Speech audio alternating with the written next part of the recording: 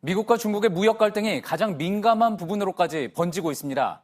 미 국방부가 최근 보고서에서 대만을 다른 나라들과 같은 국가라고 표현했습니다. 백악관은 트럼프 대통령이 공군사관학교 졸업생들과 찍은 기념사진에서 대만의 국기를 노출하기도 했는데요. 1979년 두 나라가 수교한 이래 40년 동안 지켜온 대만은 중국의 일부라는 하나의 중국 원칙을 깬 겁니다.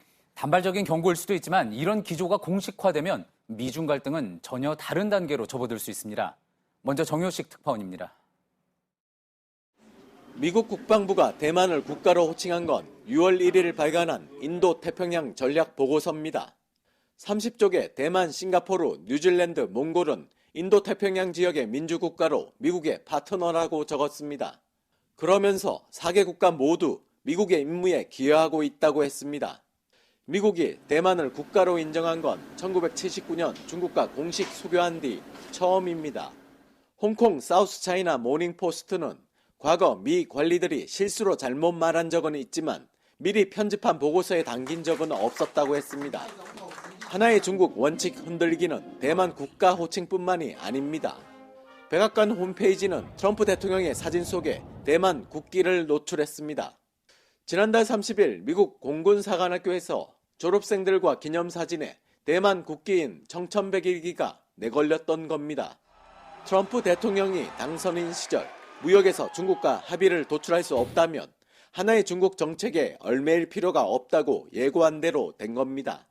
시진핑 중국 주석과 G20 회의에서 정상회담을 한 뒤 3천억 달러 추가 관세를 매길 수도 있다고 압박했습니다. 워싱턴에서 JTBC 정효식입니다.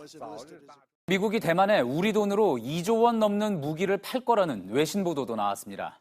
미 국방부는 구체적인 언급은 피했지만 대만에 무기를 계속 제공하겠다는 점은 분명히 했습니다.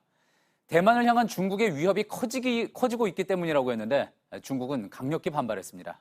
어환희 기자입니다. 대만에 대한 중국의 침략적인 행동이 계속되고 있다. 랜달 슈라이버 미국 국방부 차관보는 대만의 군사 장비를 계속 제공하겠다고 현지 시간 6일 밝혔습니다.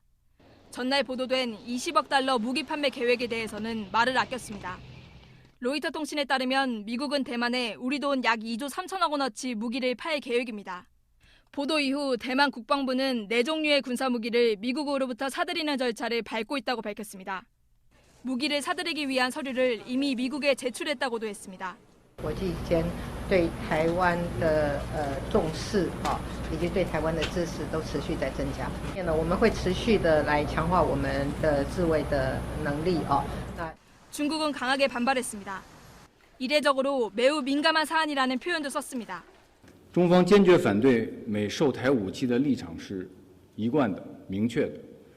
我们敦促美方充分认识售台武器问题的高度敏感性。 미국은 중국과 대만 사이에서 전략적으로 모호한 입장을 취해왔습니다. 무기 판매는 대만에 민감한 중국을 찌르려는 의도라고 홍콩 사우스차이나 모닝포스트는 분석했습니다. JTBC 어환입니다. 그러자 중국과 러시아는 그 어느 때보다 밀착하는 모습입니다. 중러 양국은 미국이 배척한 중국의 5세대 이동통신 5G를 가지고 동맹을 맺었습니다. 여기에 중국이 35조 원을 들여 보잉 항공기를 사려고 했던 계획을 무산시킬 거란 이야기까지 나옵니다. 신경진 특파원입니다. 시진핑 주석과 푸틴 대통령이 서명을 교환합니다. 200억 달러, 20조 원이 넘는 선물 보따리도 주고받았습니다. 러시아에서 생산한 중국 창청 자동차도 시찰했습니다. 화웨이의 5G 통신 시스템을 6,700만 명의 고객을 보유한 러시아 통신사 MTS가 도입한다는 데도 합의했습니다. MTS와 화웨이는 아르메니아, 벨라루시, 우크라이나 등에서 협력도 약속했습니다. 사실상의 5G 동맹입니다. 푸틴 대통령이 졸업한 상트페테르부르크 대학에서 시 주석이 명예박사학위를 받습니다. 지난 4월 푸틴 대통령이 칭화대 명예박사학위를 받은 바 있어 두 정상이 대학 동문이 된 셈입니다. 트럼프 대통령의 공세에 맞서 동창 외교까지 가동한 겁니다. 두 정상은 UN, 세계무역기구, 브릭스, 주요 20개국 회의 등 다자회의에서 중국, 러시아 솔루션을 제공하겠다고 했습니다. 양국의 외교관계 명칭에 신시대를 덧붙여 미국을 더욱 강하게 견제하겠다는 압박입니다.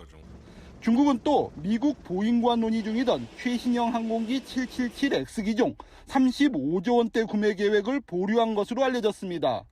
미국을 상대로 모든 보복 카드를 총동원하는 모양새입니다. 베이징에서 JTBC 신경진입니다.